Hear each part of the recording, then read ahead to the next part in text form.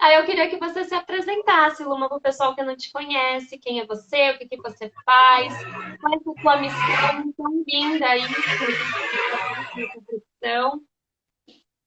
Ah, bom, gente, eu sou Luma, eu sou nutricionista e eu fiz residência em nutrição oncológica no mesmo hospital que a Aline, lá no Sírio-Libanês. A Aline é minha R3, então a gente conseguiu conviver e trabalhar juntos durante alguns meses.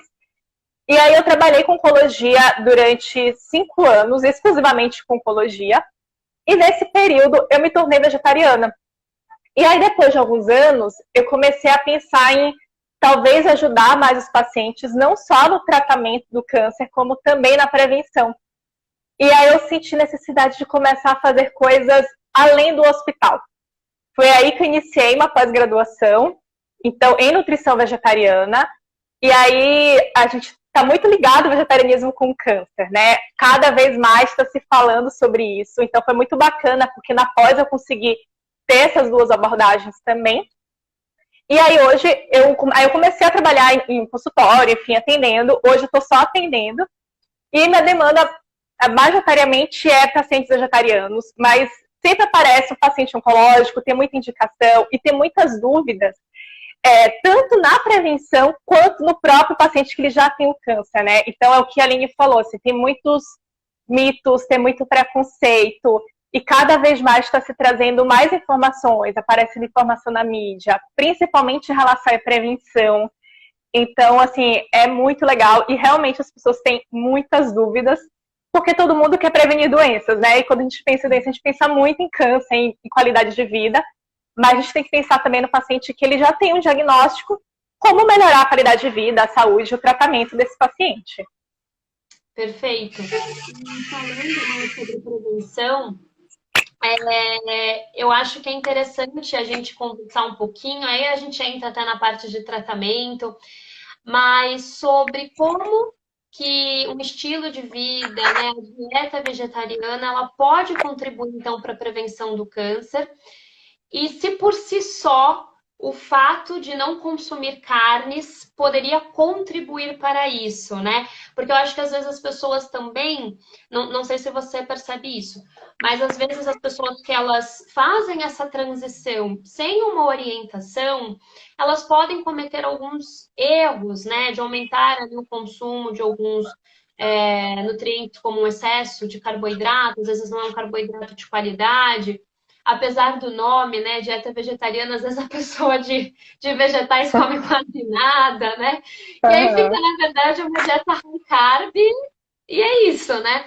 E às vezes pensa que por ter excluído as carnes, tá fazendo uma alimentação preventiva para o câncer, né? Aí eu queria saber a tua opinião e desmistificar um pouquinho isso com as pessoas também que estão nos assistindo, né? Talvez trabalhar aí a conscientização do que é realmente uma alimentação vegetariana. Sim, perfeito. Até porque assim, você pode comer, se alimentar de batata frita e você vai ser vegetariano. Não necessariamente você vai ser saudável, né?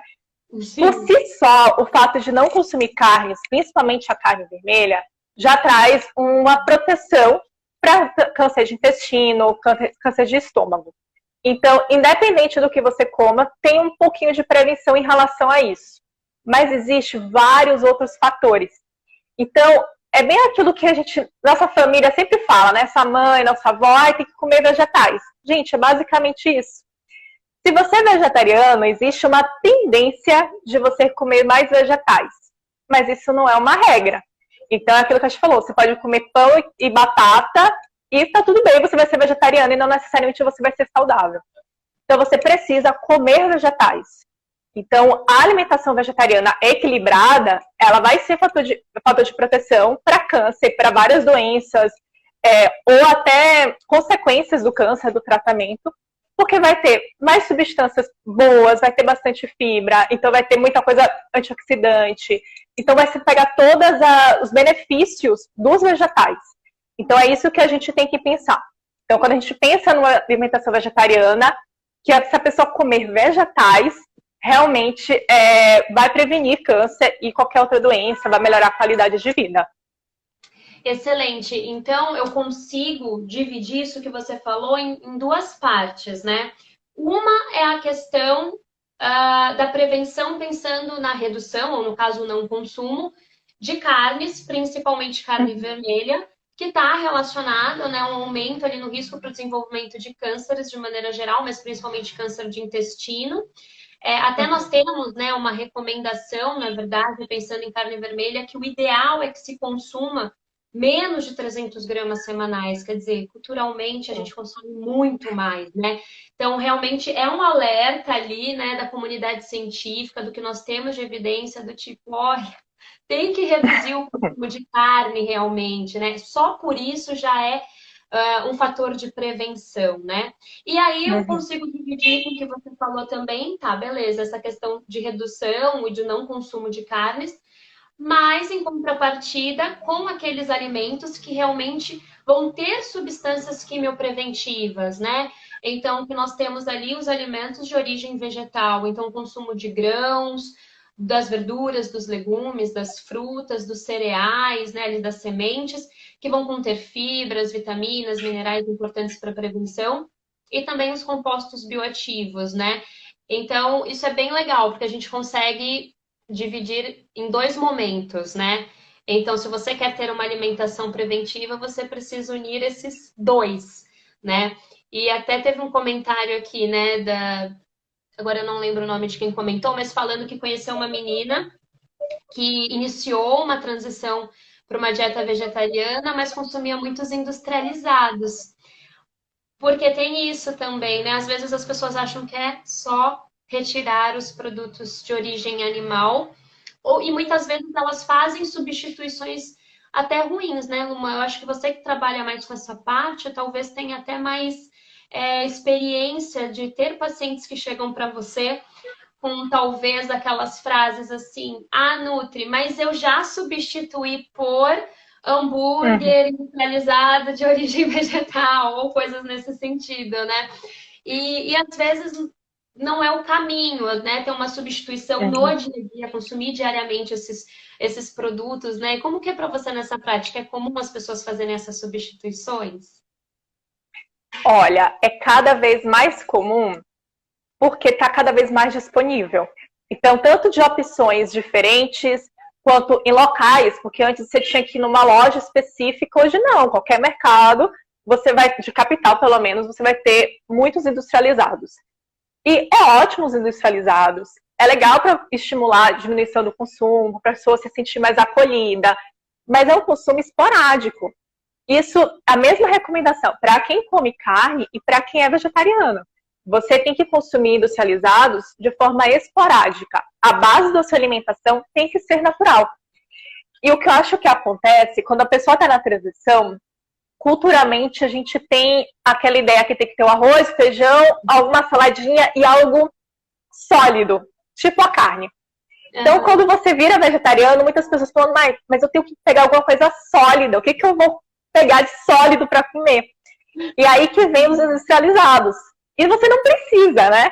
Então, as pessoas acabam fazendo algumas trocas em relação a isso. Ou, às vezes, consumindo por ser mais prático mesmo. Então, alguém que nunca teve... Já teve o consumo de industrializado a vida inteira, virou vegetariano e continuou com isso. Então, os industrializados não são legais, né? Da mesma forma que os embutidos não são. Então, salsicha, presunto, mortadela, é fator de risco, assim, é importantíssimo para câncer, principalmente câncer de intestino.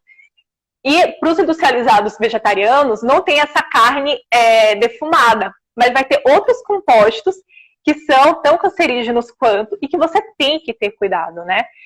Então, e até voltando àquela recomendação da carne que você falou, isso é super interessante, porque as pessoas não sabem disso. Então, tem gente que come carne vermelha todos os dias. E essa recomendação não é para você virar vegetariano ou não. É independente disso, né? E esse mesmo documento, ele traz um outro dado muito importante, que são os 400 gramas de vegetais por dia. Isso tirando os tubérculos, né? Os amiláceos. Então, batata, inhame, mandioca, acará. Tirando esses vegetais, todos os outros teria que ter no mínimo 400 gramas por dia.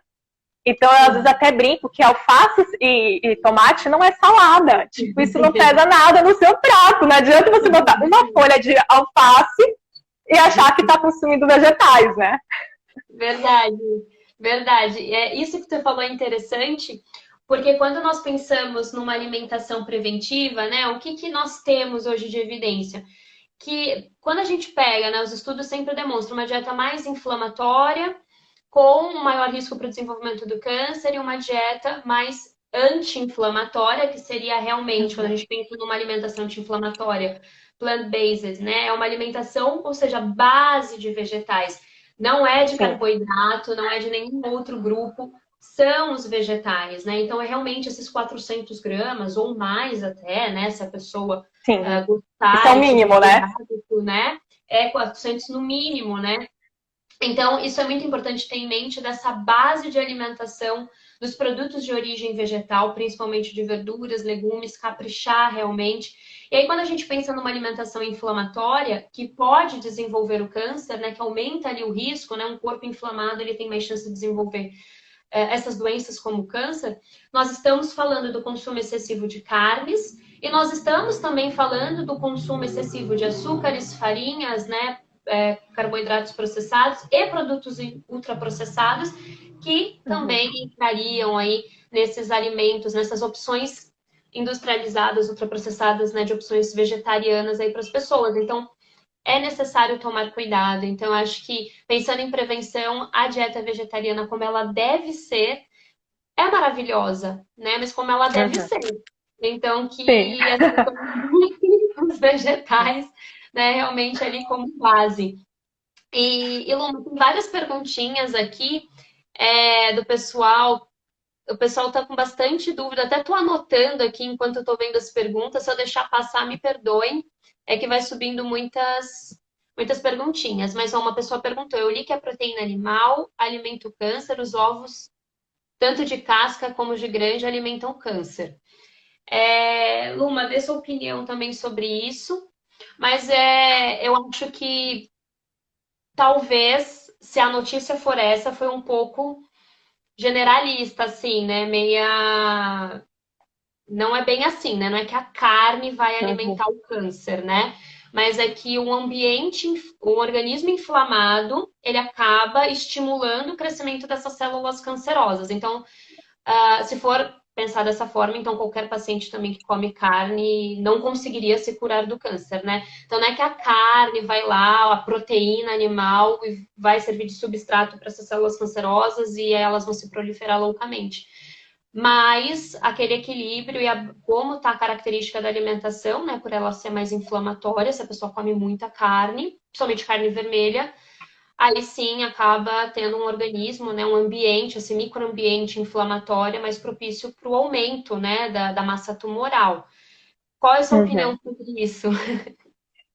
É bem isso, não tem nenhum alimento que vai causar câncer ou vai tirar o câncer, curar o câncer. Não tem um alimento específico para isso, né? É todo um contexto.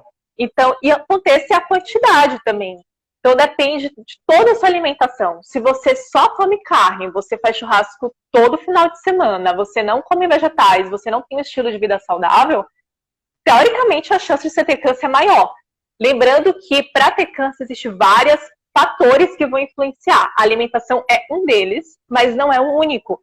Então, por isso que existe, óbvio, pessoas que se alimentam bem e ainda assim teve câncer, porque existem outros fatores. A gente tem que fazer a nossa parte para prevenção.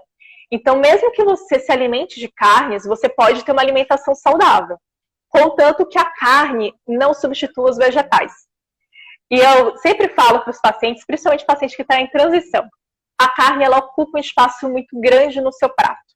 E o brasileiro costuma colocar a carne primeiro e depois ele coloca os complementos. Eles chamam carne de prato principal. E aí, se por um acaso você lotou o prato de carne e não sobrou espaço para abobrinha, por exemplo, você não vai deixar de comer carne, você vai deixar de comer abobrinha. Só que se você repetir isso todos os dias e você levar a sua vida dando sempre prioridade à carne ao invés dos vegetais, talvez isso tenha um problema. Não necessariamente um câncer, mas é um fator de risco para qualquer outra doença. Então, comer carne, comer ovo, comer produtos de origem animal de forma geral, não necessariamente vai te dar câncer, mas não consumir e você consumir as coisas benéficas pode ter benefícios para a sua vida de forma geral, né? Perfeito. E aí, agora pensando num paciente oncológico, né? Que talvez seja ali o que mais, talvez seja o fator que mais gera dúvida nos profissionais e nos próprios pacientes. A gente tem, a gente cresce com aquela visão, né? Que nem você falou, do prato principal, a carne, fonte de proteína. E como então, e o paciente oncológico, né, ele tem uma necessidade aumentada de proteína, né? A gente está falando aí, dependendo do estresse metabólico do paciente, de 1,2 a 2,0, né, gramas de proteína por quilo de peso. E como alcançar essas necessidades proteicas com uma alimentação vegetariana. É possível, e como nós podemos fazer isso, então, se faz necessário, então, acréscimo de módulos de proteína vegetal, como que faz essas substituições para que alcancemos a necessidade proteica num paciente, por exemplo, que está ali com um estresse metabólico aumentado e tem uma necessidade grande de proteína no dia? Então, basicamente, você tem que oferecer para o seu corpo o que ele precisa. E nesse momento vai ter uma demanda alta.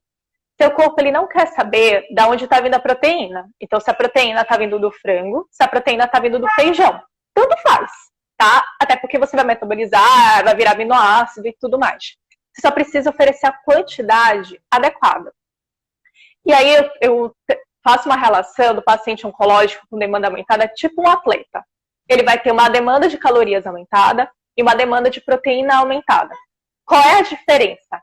O atleta, geralmente, ele consegue comer grandes volumes de comida. E aí é tranquilo, mesmo com alimentação vegetariana. Agora, o paciente oncológico, principalmente dependendo da fase do tratamento, ele não consegue comer grandes volumes. Então, é isso que a gente tem que avaliar.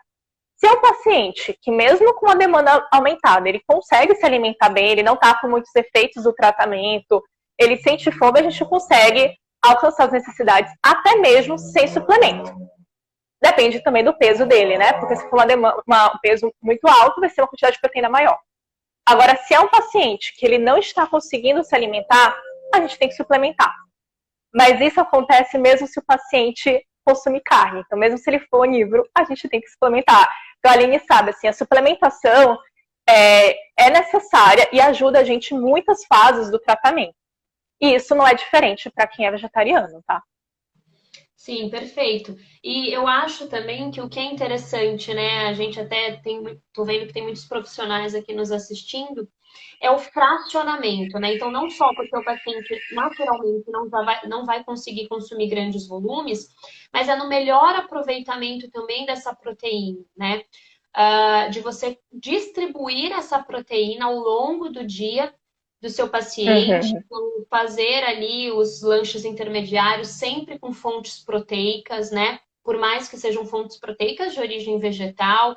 Então, criar receitas, ensinar receitas, dar possibilidades, né? Entrar com suplementação, com módulos, se for o caso, e fracionar, né? Para que ele também consiga aproveitar aquela proteína da melhor maneira, né? Porque até os estudos eles demonstram que não adianta você comer pouquíssimo de proteína em cada refeição, ou seja, né, ou consumir muito numa única refeição, que às vezes é isso que também acontece com o paciente oncológico.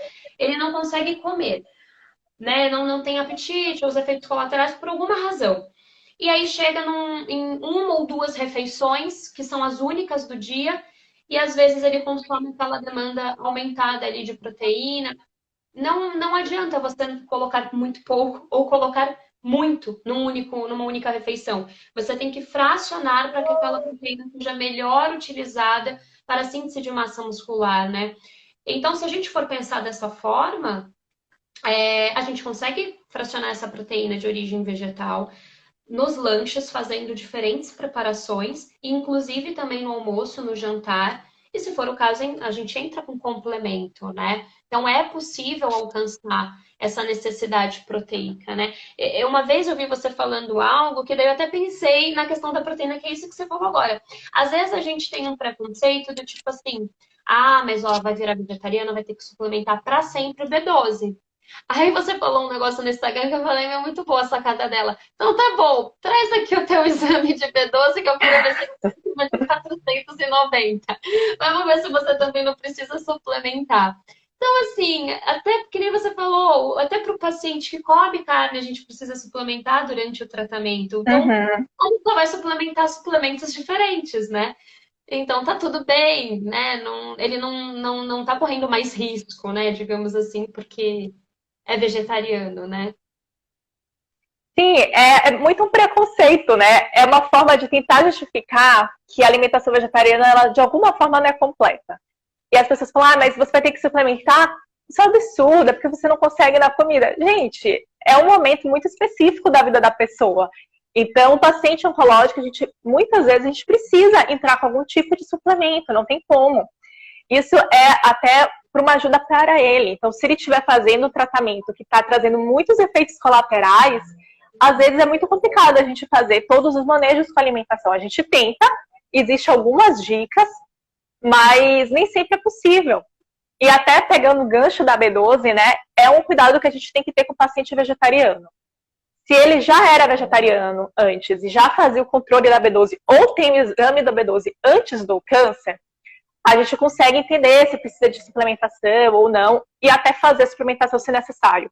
Mas a própria doença oncológica muitas vezes aumenta essa B12 e não necessariamente é estoque de B12. Então, a gente precisa ter cuidado na hora de interpretar também essa B12. Existem outras formas de fazer a medida, se é o momento de entrar com suplementação ou não. Tudo depende muito. Mas é uma coisa que é bom prestar atenção, né? Principalmente para quem está transicionando durante o tratamento.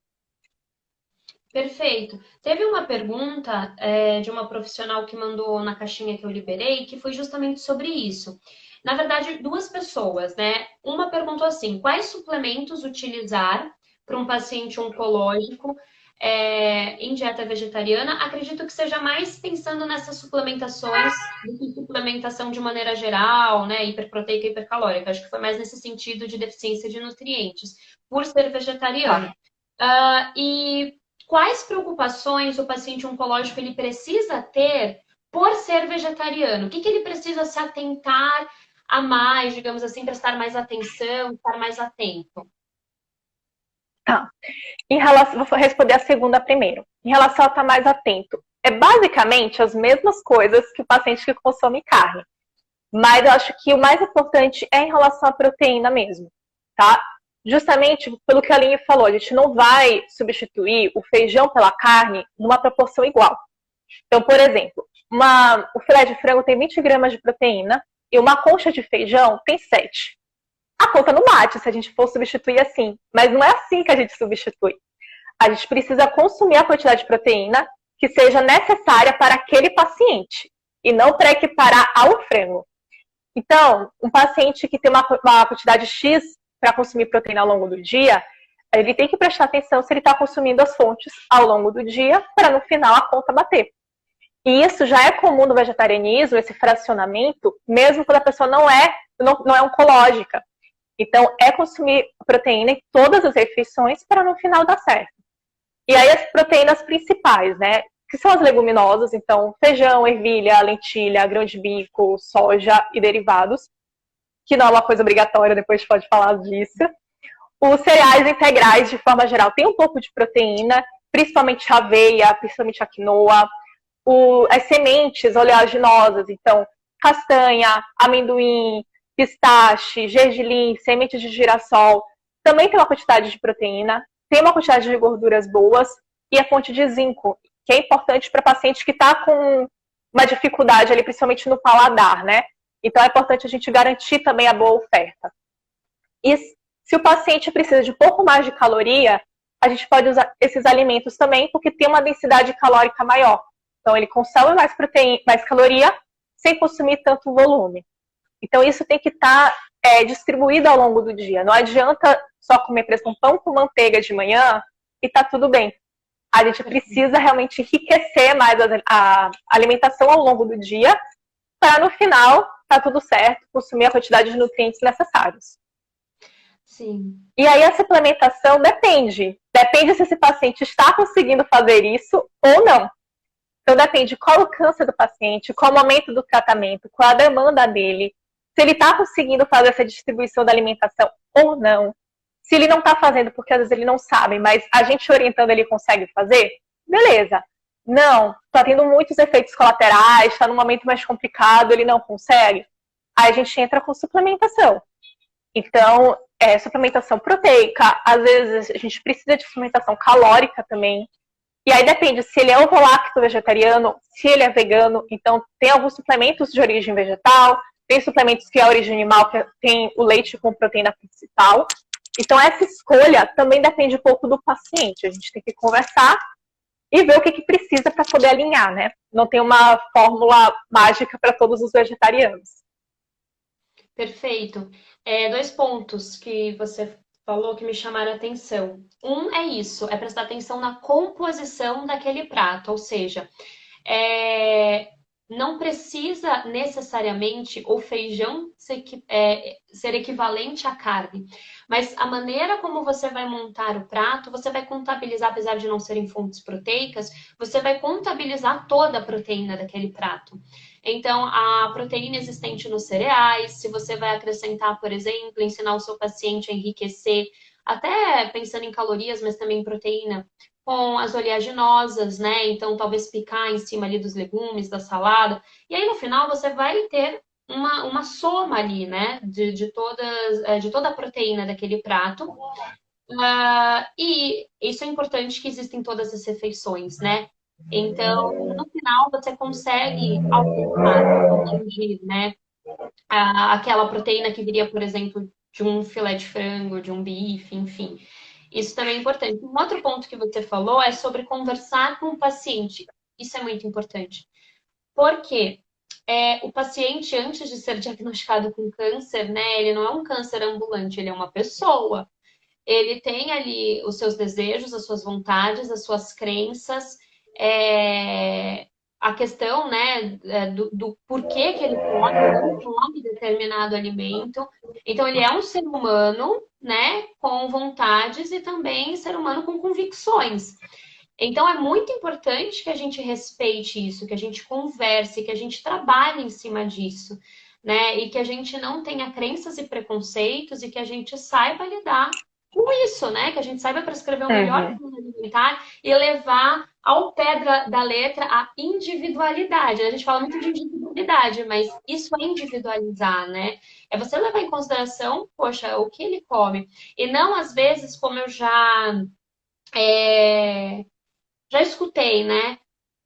Às vezes alguns profissionais, mesmo o paciente dizendo, olha, eu não como carne, o profissional vai lá e fala, não, mas tem que comer peixe pelo menos uma vez por semana. Mas a pessoa não come, tipo assim. E nem faz sentido, né? Porque tem peixe no carne, né? Mas assim, às vezes aquele preconceito do, nossa, não vai alcançar, então tem que consumir pelo menos 2 vezes por semana. E não é assim. E às vezes, o que você faz? Talvez o paciente até aceite, porque ele vai acreditar naquilo. Então, ele vai aceitar. Só que talvez, dependendo do que o motivou a não consumir carnes, pode gerar um sofrimento muito grande para ele. Então, tem uma questão também emocional em torno da comida, né? Então, assim, a gente tem que levar isso em consideração. Tem que entender as razões e motivações do paciente e respeitar, né? E geralmente uma deficiência nossa de conhecimento. E é mais fácil, às vezes, falar para ele, volta a comer carne, do que ir lá pesquisar, ver como é que pode ser feito, né? Consultório, as coisas são um pouco mais fáceis, porque a gente tem uma demanda de produtos também grande. Mas, por exemplo, em hospital, eu tinha alguns pacientes vegetarianos que falam, eu sou vegetariana, mas aqui eu como carne, porque aqui não tem opção para mim. Então, os hospitais, eles têm que se moldar, né? E assim, tentar pegar também opções mais nutritivas, né? Alguns têm a opção de colocar soja no lugar da carne, mas dentro do hospital a pessoa tem, às vezes, várias limitações da alimentação por algum procedimento cirúrgico, alguma coisa desse tipo. E a gente tem que saber fazer uma alimentação um pouco mais equilibrada mesmo no hospital. Então, tem alguns hospitais que já estão trabalhando mais nisso, outros não, mas é muito triste você ouvir do paciente do tipo, as pessoas não sabem como lidar com a minha escolha. E a gente tem que saber, tanto se a escolha, porque a pessoa, filosofia de vida, enfim, ou se é um tipo de alergia, alguma intolerância mesmo, né? Então a gente tem que adaptar e tudo tem como adaptar. Mesmo que, por acaso, precise usar fonte sintética, então uma suplementação de proteína, às vezes é a escolha da pessoa, ela prefere do que comer alguma outra coisa, né? E sempre dá, né? Hoje em dia a gente consegue, tem vários artifícios para a gente conseguir a quantidade de nutrientes necessárias, porque não tem nada que consiga na carne que não tenha nos vegetais. Então, não tem como não dar para comer, tipo, ficar sem comer carne, né? Sim, perfeito. E teve uma perguntinha aqui que mandaram sobre pacientes em tratamento, por exemplo, com neutropenia, né? Com alterações bioquímicas, né? Que nem a que a pessoa falou neutropenia, mas até falando de anemia, que é extremamente comum, né? Durante o tratamento antineoplásico. É, e é importante, né, também salientar que grande parte, talvez a maior parte dos nutrientes que envolvem, né, o tratamento de anemia e de neutropenia são obtidos por fontes vegetais, né? Então, a proteína, ela é importante, mas como a gente conversou a live toda, não necessariamente precisa ter a proteína animal, né? Como a Luma conversou aqui conosco no início. Para a utilização de aminoácidos, tanto faz de onde vêm esses aminoácidos, desde que eles cheguem onde eles têm que chegar. Então, se vem da proteína, se vem das leguminosas, se vem de combinações de cereais e tudo mais, o importante é o corpo estar recebendo o que ele precisa. Então, não tem uma implicação negativa o paciente ser vegetariano e estar neutropênico, né? Nós vamos tratar da mesma maneira, com os mesmos nutrientes, com as mesmas fontes alimentares, exceto pelas proteínas que vão ser de origem vegetal, né? Uhum. E na neutropenia, assim, a gente precisa ter uma higienização correta dos alimentos. Isso também depende, tá? Se você come carne, se você é vegetariano, você vai ter que lavar seus vegetais muito bem. Eu sei que existe muitos lugares que ainda tem um protocolo um pouquinho mais restrito, de que não pode comer vegetais, só pode comer vegetais cozidos. Mas a gente já tem na literatura que isso não é necessário, contanto que você higienize bem. Essa higienização é o recomendado para todo mundo, sendo oncológico ou não, independe. Mas na neutropenia a gente tem que ter um cuidado maior.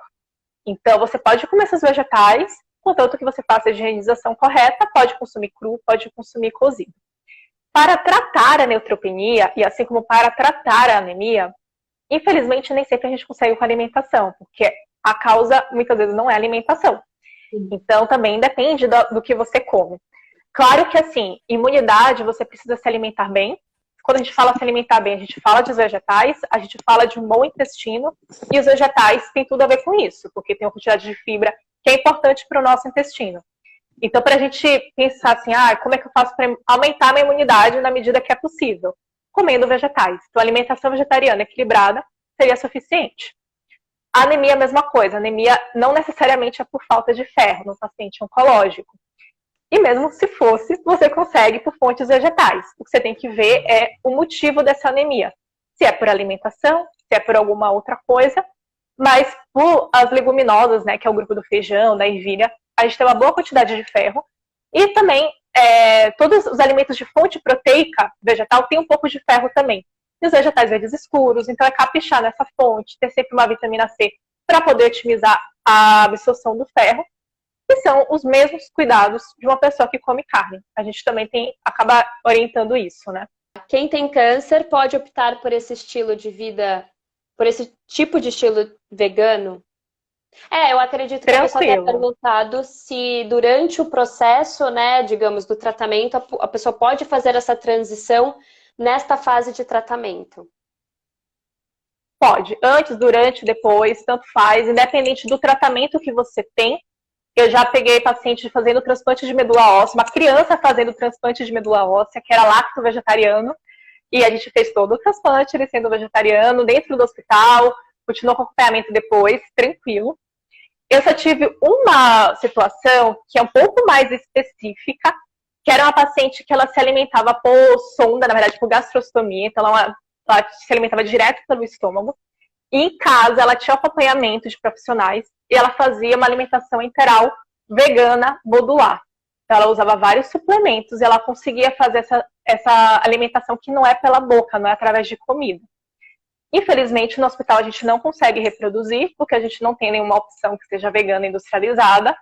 Mas até mesmo esse caso, eu fiquei bem surpresa, porque você tendo alguns profissionais, você dá certo. Claro que pode existir riscos ou não, porque é uma situação muito específica e tem riscos de contaminação, não necessariamente de nutrientes. E que o paciente tem que estar ciente em relação a isso. Mas todas as outras fases de tratamento, você pode virar vegetariano e você pode manter o vegetarianismo durante todo o tratamento. E eu conheço muita gente que virou vegetariano durante o tratamento, justamente buscando uma melhora da saúde. Tipo, já tenho um câncer, então não quero ter um outro, quero me cuidar mais. E aí começa a ser vegetariano por conta disso. Perfeito. Vamos ver outra perguntinha aqui. Tem uma pergunta que eu vou guardar até para o final, que é a polêmica, que a gente conversou antes. Será que vai ter polêmica?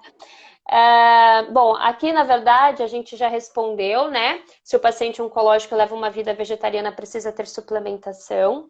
Então, como qualquer outro, a gente precisa avaliar. Provavelmente sim, como qualquer outro paciente oncológico, provavelmente vai precisar de algum tipo de suplementação em algum momento, né? E até como nós estávamos falando sobre a neutropenia, anemia, muitas vezes a causa ela não é alimentar, só a alimentação muitas vezes não vai dar conta de reverter esse quadro, vamos precisar entrar também com suplementações, além de medicamentos, né, por parte médica.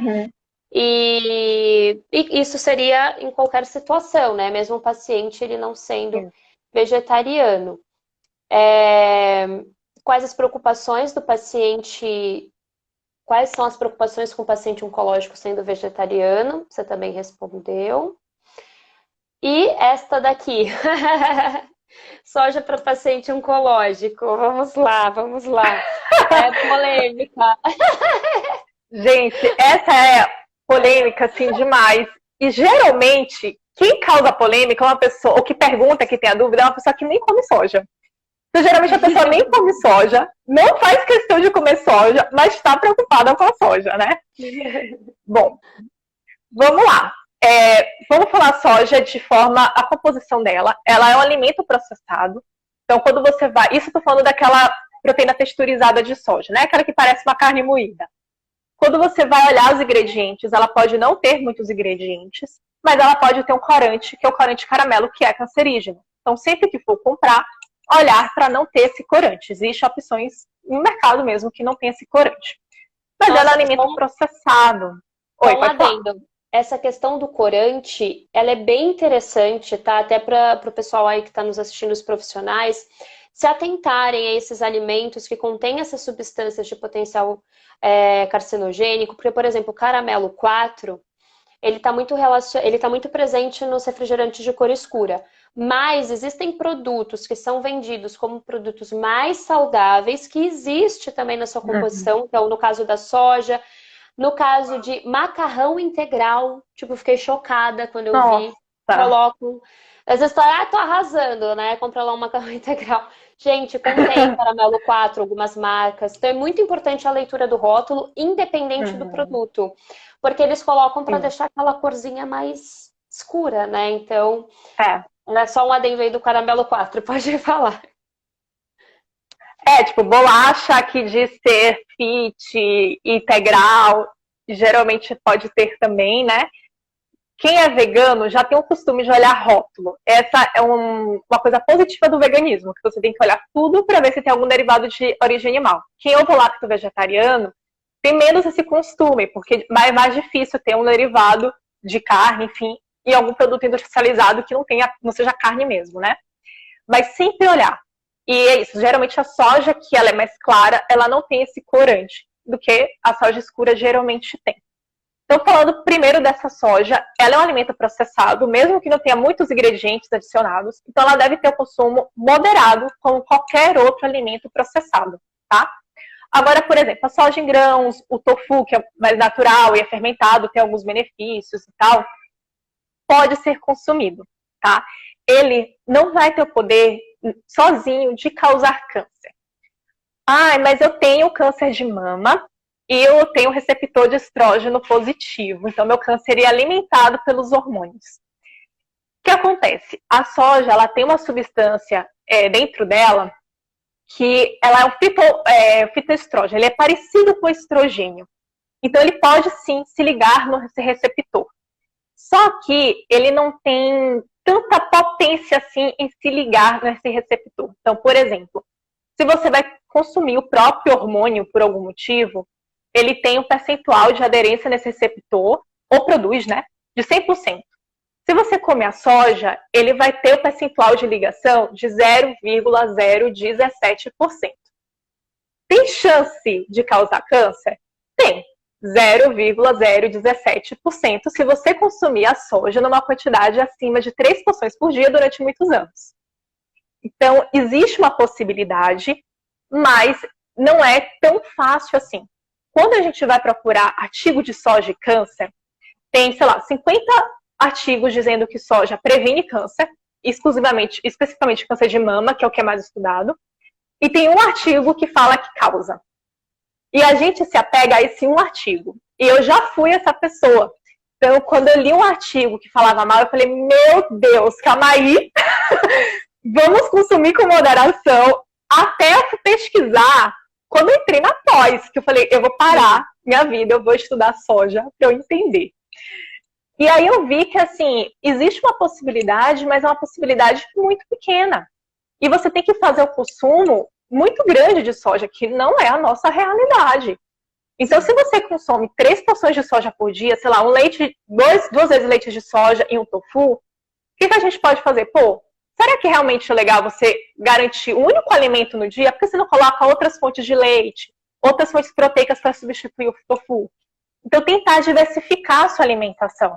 Isso para qualquer produto. Ninguém vai comer 1 quilo de feijão por dia. A gente vai diversificar as fontes, né? E eu tenho um caso que foi um caso que eu fiz na época que eu estava estudando e apareceu para mim. Era uma paciente de câncer de mama, eu não lembro mais o tipo. E ela era receptor de estrogênio positivo e ela tinha indicação de fazer a cirurgia, radioterapia e quimioterapia. E ela se recusou a fazer a quimio, ela foi orientada e é uma decisão dela, não quero fazer o tratamento. Então, ok. E aí ela chegou para mim, ela estava começando a rádio. E ela já era vegetariana há um tempo, ovo-lacto, e estava na transição para o veganismo. E aí ela estava consumindo leite de soja ao invés do leite de vaca. E ela já tinha o hábito de comer comidas asiáticas, orientais, ela comia muito tofu. E facilmente ela comia 3, 4 porções de soja por dia.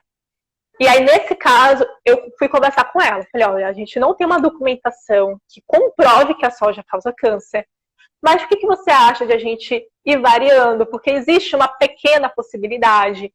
Então, ao invés de consumir só leite de soja, vamos experimentar outros leites vegetais. Então, a gente trabalhou na diversificação da fonte ali do alimento, para ela não ficar tão dependente da soja. Não que ela não possa consumir, ou qualquer outra pessoa não possa consumir, mas com moderação, como qualquer outro alimento. Perfeito. Tem uma questão também, né? Porque assim, a característica da nossa soja, eu acho que você levantou uma questão muito interessante, que é a forma como os estudos foram feitos, né? A maior parte dos estudos mostra realmente ali uma característica positiva da soja na prevenção, né, contra o câncer de mama, diminuindo o risco para o seu desenvolvimento, mas também a maior parte dos estudos são realizados com mulheres orientais que têm por hábito consumir a soja desde muito novas. E a característica, né, da soja, a qualidade, na verdade, da soja é muito diferente da nossa. Então, ao meu ver, também talvez seja um pouco complicado nós extrapolarmos esses dados, assumirmos isso como uma verdade para a nossa cultura, onde as mulheres, aqui, por exemplo, no Brasil, têm uma alimentação completamente diferente, não tem por hábito consumir soja desde cedo. A nossa soja, eu já vou entrar nesse aspecto também, tem uma característica diferente, e aí, do nada, do dia para a noite, começa a consumir também grandes quantidades desse alimento. E um outro ponto justamente, eu acho que talvez seja o ponto mais importante, né? Porque realmente hoje os estudos mostram que esse fitoestrógeno da soja tem uma capacidade de proliferação celular muito baixa. Então, a soja por si só, coitada, ela não é avelã. Ela tem muitos benefícios, né? Ela é um alimento interessante de ser consumido, mas nesse equilíbrio que você falou, justamente também porque nós não temos por hábito o consumo desse alimento no nosso dia a dia e do nada a gente começa a se entupir de soja, né, do dia para a noite. Mas uma outra característica importante é justamente a qualidade da nossa soja, né? Então, talvez orientarmos também os nossos pacientes sobre qual soja. Então, já que você vai consumir soja, já que você gosta, qual é a qualidade dessa soja que você vai comprar? É a soja tradicional, né, que é transgênica, que a recebe ali em grandes quantidades o glifosato, que é um agrotóxico já comprovado com potencial carcinogênico, porque daí não é a soja em si, né, mas é o que ela recebe, né, e aí como a qualidade dela muda. E aí você vai estar consumindo 3, 4 porções de uma soja que recebe uma grande quantidade desse agrotóxico, ou seja, você está consumindo glifosato em grandes quantidades diariamente, 4 porções. Então, muda completamente a forma, né? Muda completamente o contexto que você vai estar consumindo essa soja. Então, se for consumir... Então, assim, qual é a minha conduta hoje, né? Não sei qual é a sua, você pode até compartilhar com a gente.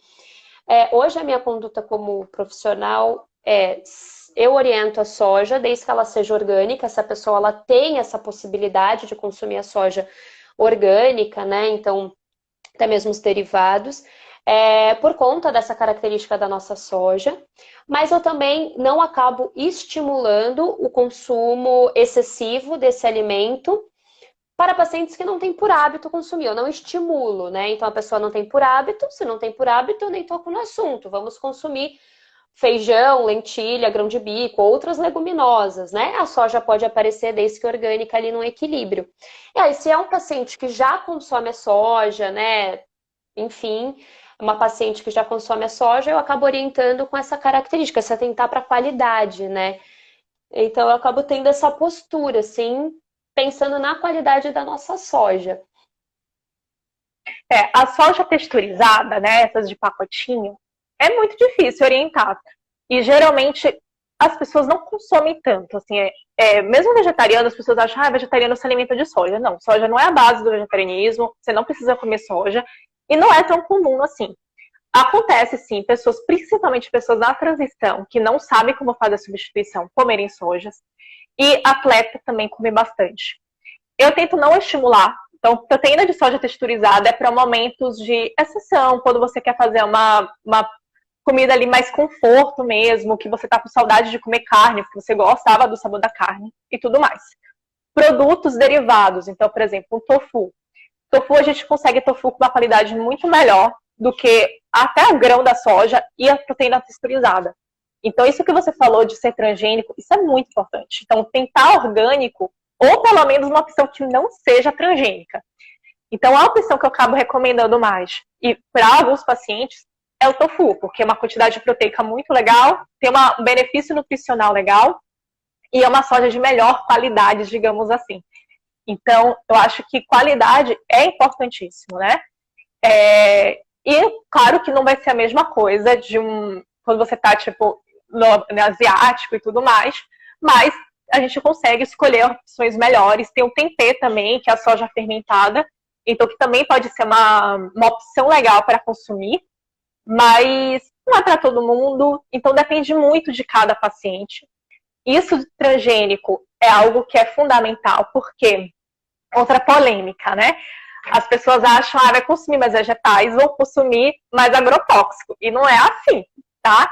Claro que na medida do possível, sempre que você puder orgânicos, é melhor você comendo carne e você não comendo carne, mas os agrotóxicos, eles se acumulam no tecido gorduroso dos animais. Então, se você tem um consumo muito alto de carnes, você também vai estar consumindo esses agrotóxicos, e isso também é cancerígeno. Então, não é porque você é vegetariano que você vai consumir mais agrotóxico. Você tem que ter esse cuidado também, mesmo comendo carne. Perfeito. E eu sempre gosto de salientar isso mesmo, né? Não é desculpa para você não consumir vegetais o fato daquele vegetal ser produzido na agricultura tradicional, né? Então, não ser ali uma agricultura orgânica.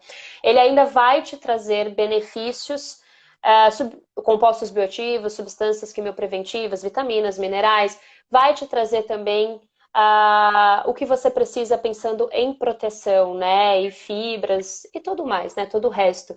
Então, é interessante, talvez, se tiver a possibilidade, né, em relação ao consumo de orgânicos, dar prioridade, caso não consiga comprar tudo orgânico, para aquilo que tem por mais hábito consumir, né? Então, que é mais comum no dia a dia da casa, que vai consumir em maior quantidade. Ir nas feiras de orgânico, né, e não comprar o orgânico do supermercado, que o valor é muito mais alto, né? Então, saber aonde comprar o orgânico também. Hoje nós temos não só as feiras, né? Mas nós temos também a agricultura familiar que não está nas feiras, mas que o CSA, por exemplo, ou, né, existem aqueles produtores, pequenos produtores que fazem cestas e vendem as cestas dos produtos. Então, mensalmente, a cada 15 dias você recebe uma cesta por um valor fechado. Então, existem outras possibilidades, né, da gente estar trabalhando essa questão dos orgânicos, mas independente, nós sempre temos que orientar os nossos pacientes a ter uma base repleta de hortifrutis, independente de se tem ou não tem agrotóxico, né? E aí se atentar realmente, talvez, para os alimentos que recebam uma maior quantidade desse agrotóxico, como os alimentos transgênicos, né? Que a gente está falando isso por conta da soja, mas existem outros.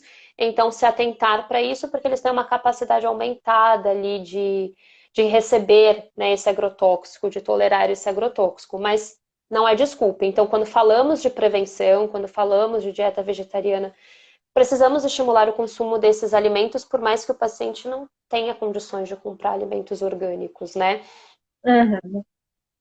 E deixa eu ver se tem mais alguma perguntinha aqui para nós. O pessoal tá gostando, tá batendo palma, falando perfeito. Deixa eu ver aqui se eu acho mais algumas perguntinhas. Gente, mandem a Aninha do Sírio falou duas queridas juntas, a Ana Paula. Beijo, Ana. Deixa eu ver aqui. A Janaína comentou, tem caramelo 4 no vinagre balsâmico. Meu Deus, tô colocando caramelo 4 em tudo. Eles colocam em tudo que puder, gente, não adianta. Aqui uma pessoa perguntou, o paciente diagnosticado com câncer de mama, HER2 positivo, o que seria relacionado à proteína? Eu não entendi se você está falando da proteína expressa HER2 positivo ou da proteína animal. Eu não entendi a sua pergunta. De qualquer maneira... Qual fonte de proteína ela pode comer? Não sei. Eu acho que a orientação é a mesma, pensando numa dieta vegetariana, não tem ali algum alimento que ela não possa, né, consumir. Não. O que a gente tem que pensar só que é um câncer de proliferação mais rápida, né? Então, tudo que acaba estimulando uma proliferação celular mais rápida, talvez se atentar para a quantidade, né, do consumo de determinados alimentos. Por exemplo, tomar cuidado com o consumo de carboidratos em excesso, mas isso para todos, né, mas de maneira geral. Então, hiperinsulinemia, produção aumentada de GF1, que às vezes pode acabar também estimulando essa proliferação aí mais rápida, mas eu não entendi muito bem a sua pergunta. Se quiser mandar de novo, não sei exatamente que proteína você está falando. Uma alimentação vegetariana saudável seria ótimo, né? Então, não teria contraindicação. A única contraindicação que a gente tem que ter um cuidado são pacientes, principalmente pacientes pós-operatórios de gastrointestinal. Então, ou porque ele tem um tumor gastro no intestino, ou, enfim, algum outro problema derivado do câncer. Precisou fazer uma cirurgia, às vezes a gente precisa evitar alguns alimentos que fermentam muito. E entra aí os feijões, por exemplo, que é a principal fonte de proteica do vegetariano. Então, para essas pessoas, em algum momento específico do tratamento, às vezes a gente vai precisar usar fontes não fermentáveis de proteína. E aí entraria muito o tofu, por exemplo, que apesar de ele ser fermentado, ele não causa fermentação. Então, às vezes até a proteína texturizada de soja a gente acaba usando em algum momento específico, pré-operatório, porque ele está com uma restrição de comer feijões, por exemplo. Se é um problema mais sério, alguma síndrome do intestino irritável, ou, enfim, fez uma ostomia, alguma coisa desse tipo, a gente tem que ir trabalhando, tentando introduzir aos poucos, introduzir leguminosa germinada, que tem uma absorção melhor. Então, tem algumas estratégias que a gente pode fazer. Mas é o único caso que a gente precisa ter um cuidado a mais, né? Porque não dá para consumir qualquer tipo de leguminosa. Perfeito. Agora que você falou isso, é verdade, eu não tinha pensado nisso, né? Num paciente vegetariano, por exemplo, que vai ser submetido a uma cirurgia de cólon, né? Vai ter que fazer a ressecção ali de uma parte do cólon e vai ter que entrar nesse protocolo, né, de reintrodução alimentar no pós-cirúrgico, aonde justamente as leguminosas são as últimas, né, a serem reintroduzidas. Então, se atentar a tomar. Pensando no paciente oncológico, a sua necessidade proteica ainda continua igual, que é uma necessidade aumentada. Então. Sim. Nesse momento, provavelmente a gente vai precisar usar alguma suplementação, ou usar a soja, por exemplo, se o paciente gostar, né, consumir, porque é um momento muito específico, né? Mas tirando isso, assim, a gente consegue. A única contraindicação mesmo é isso. Se o paciente não tolerar por algum outro motivo, às vezes até o efeito colateral da quimioterapia, sente um pouquinho mais empachado, a gente tem algumas técnicas para ele tolerar melhor as leguminosas. Então, deixar de molho por mais tempo, trocar com água com mais frequência, germinar, para ver se ele tolera, tá? Ele não tem uma contraindicação de comer os feijões, mas ele se sente mal comendo. Então, a gente tenta algumas estratégias antes de excluir esse grupo de alimento, porque é um grupo de alimento importante. Não só pelas proteínas, mas pelos outros nutrientes, vitaminas, é interessante, né? Perfeito. Adorei o nosso bate-papo. Acho que o pessoal tirou bastante dúvida, esclareceu bastante. Peraí, ela mandou sobre o HER2. Ó. O câncer HER2 positivo é relacionado à proteína. Que tipo de proteína? Não, acho que... O que acontece? O câncer HER2 positivo é um aumento na expressão dessa proteína que existe na membrana celular. É um receptor formado por proteína, ou seja, não é a proteína que você come, é a proteína da célula, tá? Então, ele não é formado porque você comeu muita carne. Ou se você para de comer carne, vai ter mais ou menos HER2, entendeu? HER2 é a proteína expressa na membrana celular, ali na tua célula. Não tem essa relação, tá bom? Agora eu entendi, eu acho que era isso mesmo. Então, tá bom. Então, gente, muito obrigada por vocês terem participado, mandarem as dúvidas de vocês. Luma, muito obrigada por você ter topado essa live maravilhosa. Eu amei, com certeza enriqueceu muito conhecimento aqui das Nutris, dos estudantes de nutrição também que estão nos assistindo. Para que eles conheçam um pouco mais do assunto e instigue ali para que a gente possa pesquisar mais, estudar mais sobre o tema e estar também melhores preparados para atender esse tipo de paciente, viu? Muito obrigada. Obrigada a você pelo convite, adorei. Obrigada a vocês que participaram, que estão aqui assistindo. É muito legal, assim, são temas que estão crescendo muito, né? Os dois temas, e aí juntar realmente faz parte, tem muitas coisas que tem a ver. Então, eu estou muito feliz de ter participado. Ótimo. Vamos marcar próximas lives. Agora aqui, ó, essa foi sua primeira, já agenda outras, que é maravilhoso. Já vou emendando agora. Muito obrigada, viu, gente? Essa live, eu não vou deixar ela gravada agora, nesse momento. Porque, na verdade, até para te explicar, né, Luma? Toda live de segunda e terça, ela não fica gravada, porque é um compromisso que as pessoas têm de estarem aqui no horário, de estarem assistindo, participando. Mais pra frente, normalmente eu libero no IGTV. Então, só para vocês saberem também, né, nas próximas segundas, nas próximas terças, às terças-feiras às 16, às segundas às 18, para vocês se programarem para estarem aqui, mandando as perguntas, interagindo e conhecendo mais sobre a nutrição oncológica. Tá bom? Então é isso. Um grande beijo, um grande beijo, pessoal. Até a próxima. Beijo, tchau.